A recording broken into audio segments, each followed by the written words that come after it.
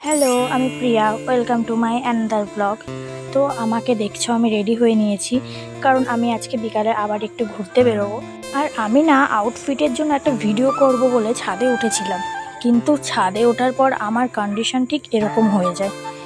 আর যাই হোক, কোনো রকম আউটফিটের ভিডিও করে তারপরে চলে গেলাম মুকুন্দপুরে, আবার মুকুন্দপুরে। আর আমাদের এই চাবি গেটটা একবার যদি পড়ে, ওঠার কোনো নাম নেই।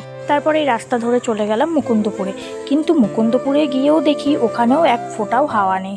আর যেই কারণে না আমার খুব বিরক্ত লাগছিল বসতে। একদিকে এই ভ্যাপসা গরম, তার মধ্যে নেই একটুও হাওয়া।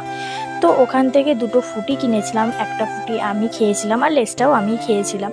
খাওয়ার পরে না ওখানে বেশিক্ষণ বসে থাকিনি, ওখান থেকে বেরিয়ে পড়েছিলাম, কারণ ওখানে আমরা আর পারছিলাম না বসে থাকতে। তো আসার পথে না একটা তালের শ্বাস দেখছি বিক্রি হচ্ছে, আর তালের শ্বাস না আমি ভীষণ ভালোবাসি। তো ওখান থেকে তালের শ্বাস নিয়ে চলে গেলাম রেড চিলিতে। আর রেড চিলিতে না এটা আমার ফার্স্ট টাইম যাওয়া।